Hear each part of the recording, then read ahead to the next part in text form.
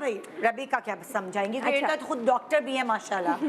سو وہ سب سے پہلے تو یہ کہ ہم جو بھی ٹپس آپ کو دے رہے ہیں یا جتنے بھی ہیں یہ ساری ٹپس ہیں، لیکن آپ کی سچویشن جو ہوتی ہے وہ ڈفرینٹ ہوتی ہے. ہر کسی کی سچویشن الگ ہوتی ہے. یہ ساری باتیں کرنے کو بہت آسان ہوتی ہیں، لیکن جب پریکٹیکل سچویشن آتی ہے تو آپ کو پھر ہینڈل کرنے میں بہت ڈیفیکلٹ ہوتا ہے. ان کی اپنی عقل مندی ہے. میں نے کہا نا جیسے میتھ کے فارمولاز ہوتے ہیں، پر آپ کو وہ میتھڈ کس جگہ کیا اپلائی کرنا ہے یہ آپ کی ذہانت ہے. ایگزیکٹلی.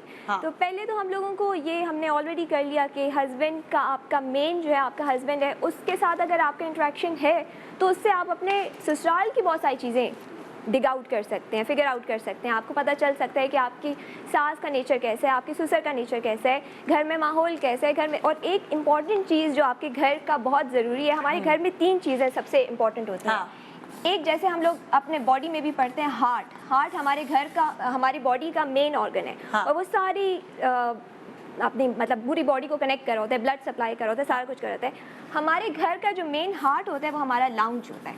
بیکاز لاؤنج جو ہے وہ آپ کے سارے گھر کو کنیکٹ کر رہا ہوتا ہے، آپ کے کچن کو، آپ کے بیڈ روم کو. آپ کا لاؤنج جو ہے وہ آپ کے گھر کا ہارٹ ہے.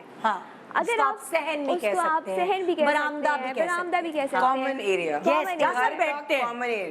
کا کامن ایریا.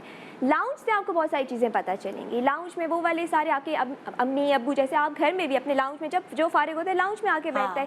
سسرال میں بھی سارے لاؤنج میں آ کے بیٹھتے ہیں، ٹی وی دیکھتے ہیں، جو چینل ان کو پسند ہے دیکھتے ہیں.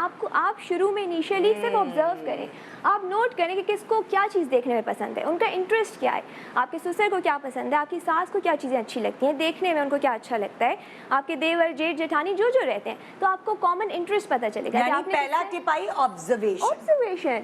سب سے پہلے آپ آبزرو کریں کہ کس سے کس کی طرح کی بات کرنی ہے، مطلب کس کو انٹرسٹ کیا ہے. اگر کوئی بندہ ڈرامہ دیکھتا ہے تو آپ اس سے ڈرامے والی باتیں کریں گے. کوئی پالیٹکس دیکھتا ہے آپ پالیٹکس والی باتیں کریں گے. آپ کو تھوڑی بہت نالج اس نہیں آتی تو چپ ہی رہیں، یا تو پالیٹکس پہ کوئی بات خاموش رہیں، اور اگر ان کو بولنے دیں اور صرف سنیں. اچھا عروس یہ بھی کر سکتے ہیں کہ اگر نہیں آتا نہیں پتا تو آپ ان سے سوال کر لیں، کیا ہے عمران خان نے کیا کیا، فلانے نے کیا کیا، میرا کیا کام ہے اس دنیا میں. تو اس طرح آپ انٹرسٹ ڈیولپ کریں گے باتوں کا. آپ کو پتہ چلے گا کہ آپ نے کس ٹاپک پہ بات کرنی ہے، تو آپ میوچل ڈسکشن میں آ جائیں گے.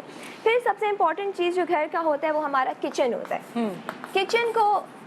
کچن جو ہے ہمارا، کچن کو کہتے ہیں نا کہ اٹس آپ کے گھر کا مین آرگن ہے، لیکن یہ ڈیموکریسی جیسے ہم لوگ کہتے ہیں اٹس ناٹ اے ڈیموکریسی. یہ آپ کی کچن کا ایک لیڈر ہوتا ہے، یا کچن میں ہمارے پاس ڈکٹیٹرشپ ہوتی ہے. ندر وے آپ یہ کہہ سکتے ہیں ڈکٹیٹرشپ ہے. دیکھو نیوز والے کی بیوی ہے نا تو بولے گی ویسے. تو آپ کبھی اپنے ہاتھ میں نہ لیں ووٹ کبھی مطلب آپ اس میں کچن میں ہمیشہ ایک ہی ڈکٹیٹر ہوگا. آپ آتے ساتھ یہ نہ سمجھیں کہ آپ نے کچن میں اپنا روٹ جما دیا. کچن کا ڈکٹیٹر گھر کا بڑا ہوگا، کوئی بھی، چاہے وہ ساس ہیں، جیٹھانی ہے، نند ہے، وہ کچن کی ڈکٹیٹر ہوں گے. ان کو چھوڑیں بیکاز وہ ان کی ڈومین ہے.